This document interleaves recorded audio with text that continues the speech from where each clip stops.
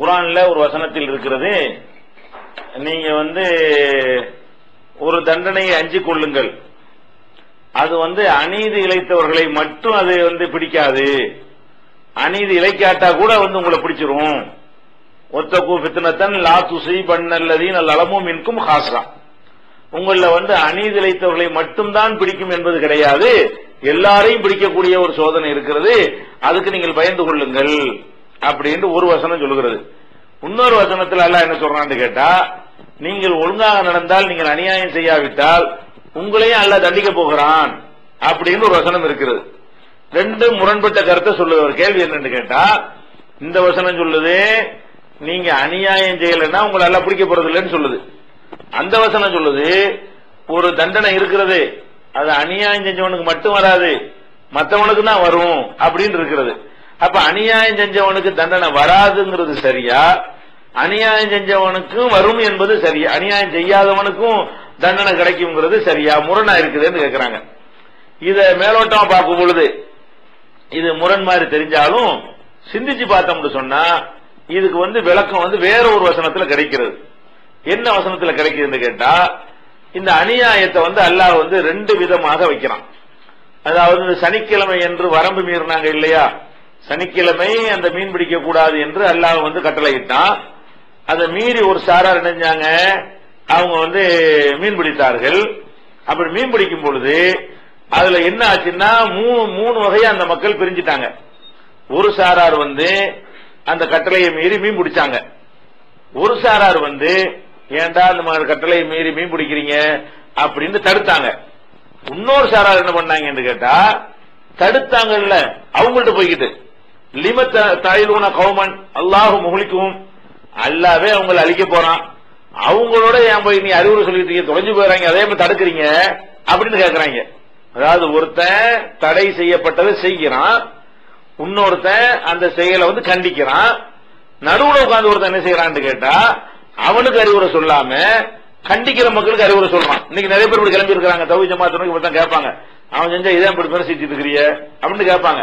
அந்த மாதிரி என்ன செய்யலாம், அவன் கேட்கறான், நீ ஏன் அவனுக்கு போய் அறிவுரை சொல்ற, அவன் தான் நாசமா போயிட்டான்ல, தொலைஞ்சு போயிட்டான்ல, மர எண்ணத்துக்கு அவனை போட்டு இழுத்துட்டு இருக்கிறிய சந்திக்க அப்படின்னு கேட்டார்கள். இப்ப அல்லாஹ் என்ன செஞ்சா தெரியுமா, நாம யார் அநியாயம் செய்தார்களோ அவங்களை அழிச்சு விட்டோம், யார் அநியாயம் செய்யாமல் இருந்தார்களோ அவங்கள யார் தடுத்து கொண்டிருந்தார்களோ, தீமையை தடுத்தார்களோ அவங்களை காப்பாற்றி விட்டோம், அநியாயம் செஞ்சவளை அழிச்சிட்டோம் சொல்றோம்.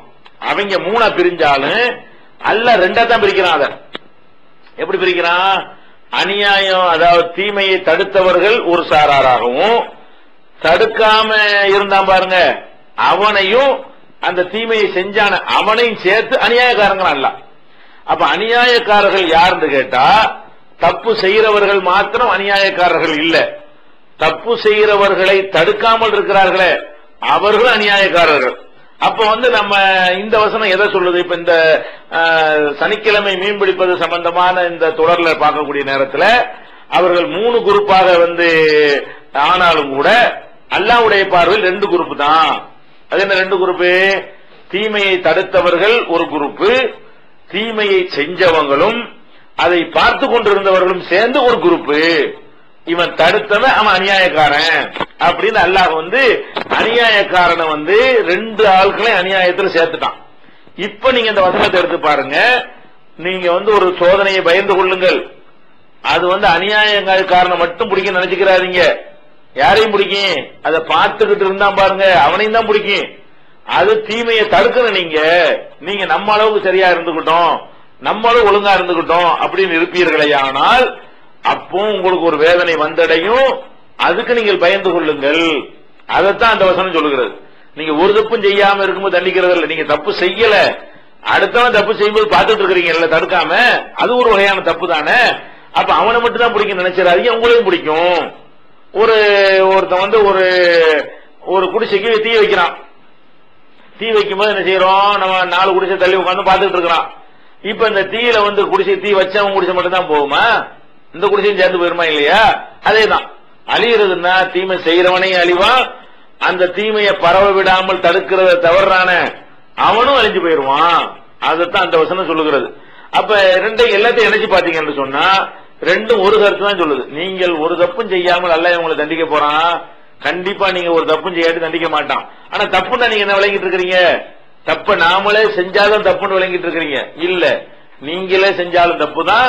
தப்பு செய்யறத பார்த்துக்கிட்டு இருந்தாலும் நீங்க தப்பு தான் செய்யறீங்க, உங்களை தண்டிப்பான். அப்ப எல்லாமே ஒரு கருத்து தான் சொல்லுது. 3 வசனத்தையும் சேர்த்து வச்சு பாத்தீங்கன்னா இது சொல்வதும் அது சொல்வதும் அது சொல்வதும் மூணுமே ஒரே கருத்தை சொல்லுகிறது. என்ன கருத்தை சொல்லுகிறது என்று சொன்னால், தப்பு என்பது அந்த செயலை செய்வது மாத்திரமல்ல, அதுக்கு மௌன ஊமை சாமியாராக அங்கீகாரம் கொடுப்பதும் தப்புதான். இவன் அழியப்படுவது அவனும் அழிவான், அவன் அநியாயக்காரன் தான், அவன் தான் தண்டிக்கப்படுவான். இப்படி நீங்கள் அந்த 3வது சம்பவத்தோட இணைத்து புரிந்து கொண்டீர்களே, ஆனால் இதுல முரண்பாடு மாதிரி உங்களுக்கு தெரியாது.